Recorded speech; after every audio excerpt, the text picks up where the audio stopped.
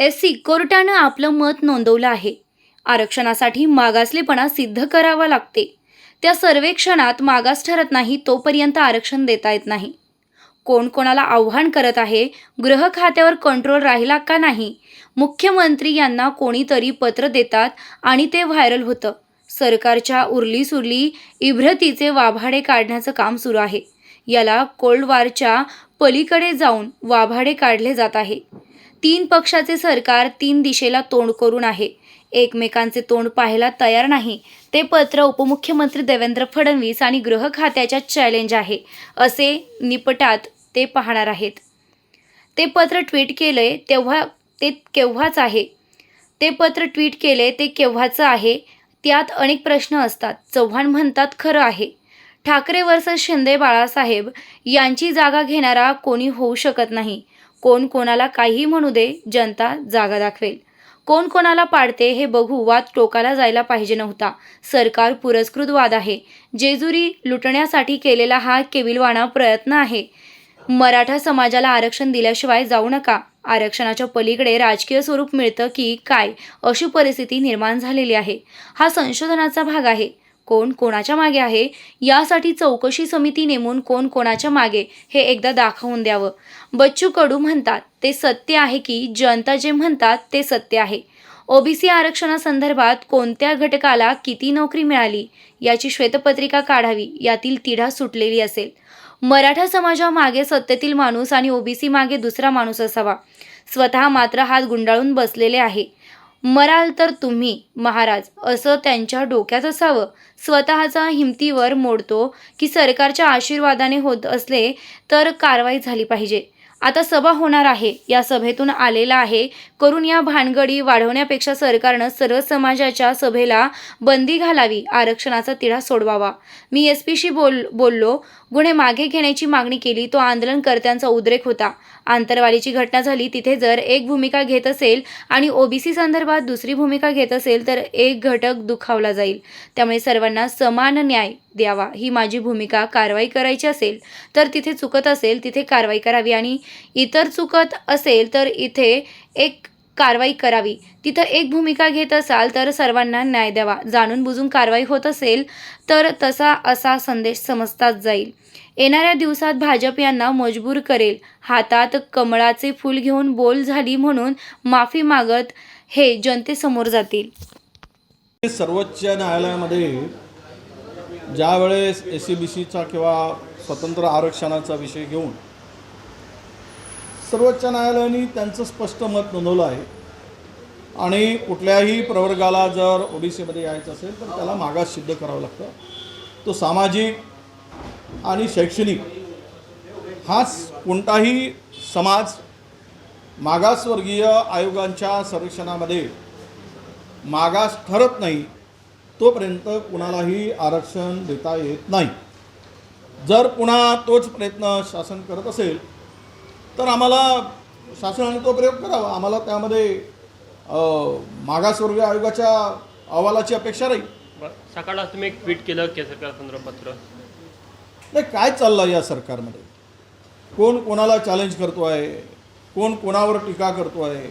आता मला असं वाटायला लागलं की देवेंद्रजी फडणवीस यांचा गृह खात्यावर आणि सरकारवर कंट्रोल राहिला काय असा मला कधी प्रश्न पडायला लागला. गृह खात्याच्या अधिकारामध्ये जर गृहमंत्र्यांनी केलेली बदली त्याला तुम्ही सरकारच्या पातळीवर चर्चा करा, पण थेट मुख्यमंत्र्याला पत्र दिलं जातं आणि ते पत्र व्हायरल होतं.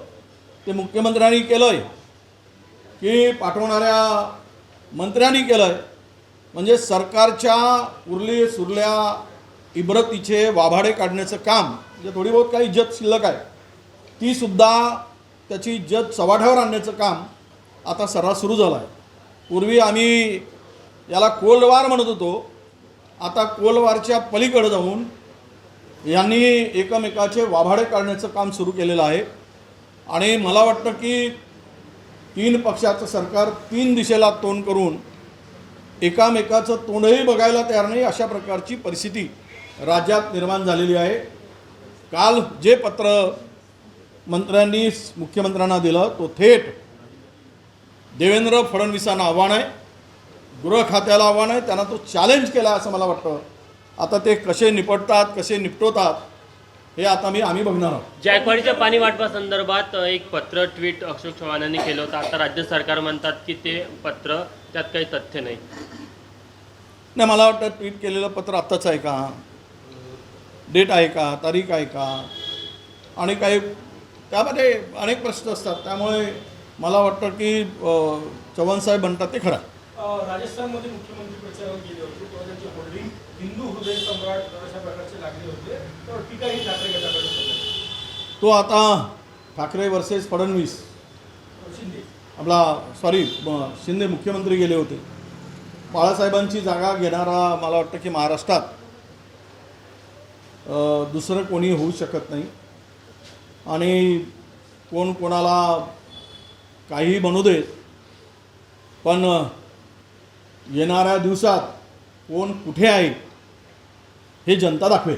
निवडणुकीत भुजबळांना पाडू असं जरांगे पाटील म्हटले, कसं बघता याच्याकडे? आता कोण कोणाला पाडते, मला वाटतं की 160 आमदार मराठ्यांचे पाडू म्हणून म्हटले आणि ते म्हणतात की आम्ही भुजबळाला पाडू. हा वाद इथपर्यंत टोकाला जायला नको होता. मराठा वर्सेस ओबीसी सरकार पुरस्कृत हा वाद आहे. त्यांनी दोघांना भांडणं लावून स्वतःची जेवढी असेल तेवढी तिजोरी उरली सुरली शिल्लक आहे ती लुटण्यासाठी केलेला हा केविलवाना प्रयत्न आहे. मला सरकारलाही आवाहन करायचं आहे, तुम्ही ओबीसीच्या ताटातलं काढून घेऊ नका आणि मराठा समाजाला मात्र आरक्षण दिल्याशिवाय राहू नका. मराठा आरक्षण आणि त्यामध्ये विशेष करून ते पाडापाडीच्या भाषण, म्हणजे आता हे सगळं प्रकरण राजकीय स्वरूप, आरक्षणाच्या पलीकडं राजकीय स्वरूप त्याला आता मिळतं की काय, अशा प्रकारची परिस्थिती निर्माण राज्यात झाली आहे ना. आता हा संशोधनाचा भाग आहे. बच्चू कडूजी म्हणतात ते सत्य आहे की महाराष्ट्रातील जनता वेगळे काय म्हणते ते सत्य आहे. तर सरकारने या संदर्भात एक इन्क्वायरी समिती बसवावी आणि कोण कोणाच्या मागं आहे हे एकदा दाखवून द्यावं. परंतु ओबीसीच्या आरक्षणाच्या संदर्भात माझी भूमिका स्पष्ट आहे की या राज्यामध्ये कोणत्या घटकाला, कोणत्या कॅटेगरीला किती नोकऱ्या मिळाल्या, तो टक्केवारी किती आहे, याची एक श्वेतपत्रिका सरकार जर काढत असेल तर मला वाटतं यातील अर्धा तिळा सुटलेला दिसेल. आणि सरकारने जर बिहार सरकारच्या धर्तीवर स्वतंत्र जातनिहाय जनगणना करेल तर मला वाटतं की ओबीसी मराठ्यातला वाद हा संपुष्टात येईल. भुजबळांनी असं म्हटलेलं आहे, मुख्यमंत्री आणि उपमुख्यमंत्री यांनी सवाल उपस्थित केला आहे की जरांगे पाटील रात्रंदिवस सभा घेत आहे, पण त्याला कुठेही आणलं जात नाहीये. गृह मंत्रालय झोपलंय का? कोण म्हणाल असं? पहाटे 3 पर्यंत 4 पर्यंत सभा, नियम हा 10 वाजता आहे. तुम्ही पण सभा घेतली, 10 नंतर परमिशन मिळत नाही, मग 4 वाजता सभा का, असा सवाल भुजबळांनी उपस्थित केला. आता मी सांगितलं की मराठा समाजाच्या मागे सत्तेतला एक माणूस आणि ओबीसीच्या मागे दुसरा माणूस कदाचित असावा. दोघातही 2 शिलेदार ढाल तलवार घेऊन स्वतः मात्र हात बांधून आणि दुसऱ्याच्या हातात ढालवर तलवार देऊन झुंजवून लढवून मराल तर लेको तुम्ही मरा आम्ही मजा मारतो असं त्यांच्या डोक्यात काही असावं. विषय असा आहे की कायदा सगळ्यांना लागू आहे. कोणालाही कायद्याच्या पेक्षा कोणी श्रेष्ठ नाही, राज्यात असो की देशात असो. पण कायदा कोणीही मोडत असेल तर ते मग सरकारच्या आशीर्वादामध्ये मोडतो की स्वतःच्या हिमतीवर मोडतो हे कोण ठरवेल. हे याचा जाब खऱ्या अर्थानं कायद्याच्या म्हणजे सत्तेमध्ये बसलेल्यानी त्याचा जाब दिला पाहिजे, जाब दिला पाहिजे, त्याचं उत्तर दिलं पाहिजे. आणि मग होऊ द्या, उद्या कोणालाही कारवाई करायची गरज नाही. कोणी रात्रभर सभा घेऊ दे, दिवसभर सभा घेऊ दे, कोणाला अडवायचा काही विषय नाही. कोणाला पाठीशी घाला आणि कोणाला विरोध करा ही भूमिका सरकारची नसावी. मला वाटतं ज्या सभा होत आहेत त्या सभा दोनही, आता आमच्या पण सभा ओबीसीच्या झाल्या आहेत, पुन्हा होणार आहेत. तर या सभेतून अरेला कारे कारेला अरे म्हणून या भानगडी वाढवण्यापेक्षा सरकारने महाराष्ट्रात होत असलेल्या सर्व समाजाच्या सभेला बंदी घालावी आणि आरक्षणाचा तिढा सोडवावा. आणि धनगर समाजाचे जे आंदोलक आहेत ज्यांची हिंसापळून झालं ते गुन्हे मागे घ्यावे असं म्हटले. नाही, असं आहे की मी पण ती मागणी केली. मी पहिल्यांदा ही घटना घडल्यानंतर एस पींना मी बोललो आणि त्यांच्या जिल्हाधिकाऱ्यांशी माझा पहिला फोन गेला. इथे तर फार काही नुकसान झालं नाही, कोणालाही गंभीर दुखापत झाली नाही. तो आंदोलनकर्त्याचा उद्रेक होता आणि अशा स्थितीमध्ये आपण जर मागच्या वेळेस जी घटना झाली कुठे अंतरवालीला, आणि तिथे जर आपण एक भूमिका घेत असाल आणि ओबीसीच्या संदर्भात दुसरी भूमिका घेत असाल तर राज्यामधील एक घटक दुखावला जाईल. त्यामुळे सगळ्यांना समान न्याय द्यावा ही माझी भूमिका आहे आणि कारवाई करायची असेल तर तिथे चुकत असेल तिथेही करावं, इथे चुकत असेल तर इथेही करावं. परंतु केवळ ओबीसीच्या किंवा धनगरांच्यावर कारवाई झाली तर तो मात्र मॅसेज जाईल की ओबीसीच्या लोकांवर जाणून बुजून कारवाई होते आहे, असा कुठलाही संदेश सरकारला महागात पडेल. सर, ये बताइए, कल आपने ट्वीट किया, उस पे क्या कहोगे?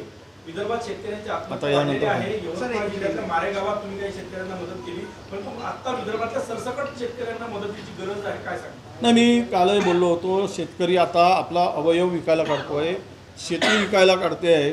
आता सरकार जर बाजार बुणगे झालेला आहे, त्यामुळे शेतकऱ्याच्या पाठीमागे कोण उभं राहील?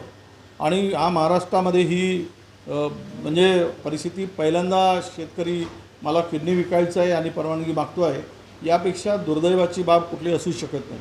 मी आता हेही सांगितलं की माझी प्रेस नोट मी काढली आणि मी सरकारला पत्रही पाठवलं आहे. NDRF SDRFच्या निकषामध्ये शेतकऱ्याला आता तुम्ही मदत करू शकत नाही, कारण वेळेत तुम्ही बैठक घेतली नाही, वेळेत तुम्ही प्रस्ताव दिला नाही आणि त्यामुळं केंद्राकडून मदत येणार नाही. राज्य सरकारने हात वर केले आहेत. अशा स्थितीमध्ये शेतकरी आता आशेनं जो बघतो आहे त्याला तो कसा जगेल ही परिस्थिती आहे. म्हणून राज्यात सरसकट कर्जमाफी करावी ही मागणी मी यापूर्वी केलेली आहे आणि आजही माझी मागणी ती आहे. शेतकऱ्याला वाचवायचं असेल तर मग तुम्हाला हा निर्णय घ्यावाच लागेल आणि तो सरकारने तातडीनं घ्यावा. राज्य सरकारने स्वतःच्या तिजोरीतून हा खर्च भागवावा. केंद्र सरकारकडून पैसे मिळणार नाहीत, कारण राज्य सरकारचं हे अपयश आहे. राज्य सरकारच्या चुकीमुळे केंद्र सरकार SDRF NDRF मधून उपलब्ध निधी देणार नाही. सर, आपने ट्वीट किया, क्या कहोगे इस ट्वीट के ऊपर? नहीं, देखिए, सरकार में जो चल रहा है आजकल, क्या सरकार चल रही है या चला रही है या एक दूसरे के ऊपर वार करने के लिए सरकार बनी है? आपस में लड़ने के काम ये सरकार कर रही है. अब होम डिपार्टमेंट ने अगर कोई ट्रांसफ़र किया है तो उसके ऊपर क्वेश्चन मार्क उठाया जाता है, तो ये कैबिनेट में आप चर्चा कर सकते हैं, मिलके कर सकते थे. तो इसका मतलब क्या सरकार में आलबेल है? कुछ आलबेल है ऐसा लगता है? तो ये सरकार केवल अपने स्वार्थ के लिए, अपने फायदे के लिए सरकार बनी है और जिसको जो लगता है वो बोलते रहता है, वो करते रहता है. एक मिनिस्टर होम डिपार्टमेंट को ही चैलेंज करता है, होम मिनिस्टर को, डिप्टी CM को चैलेंज करता है, उसके निर्णय को चैलेंज करता है, तो सरकार किस दिशा में चल रही ये पता चलता है. आजकल तो 2 DCM मुझे दिखते ही नहीं है. हो सकता है एक अकेला CM ही अभी आज की स्थिति में सरकार चलाते हुए दिखते हैं. तो ये बहुत, मुझे तो इस बारे में चिंता की बात नहीं है. ये दोनों मिलकर कहीं नया गेम तो ढूंढ नहीं रहे, इसकी मुझे ज़्यादा चिंता है. एकनाथ शिंदे कल राजस्थान में बीजेपी का प्रचार कर रहे थे, उनके बैनर भी लगे. क्या वो बीजेपी में जाने के चांसेस लग रहे हैं सर? नहीं, पर्याय तो किसी को नहीं है. आने वाले दिनों में बीजेपी इनको मजबूर करेगी. ये सब कुछ हाथ में कमल का फूल लेकर भूल हो गई करके माफ़ी मांगते हुए जनता के सामने जाएगी.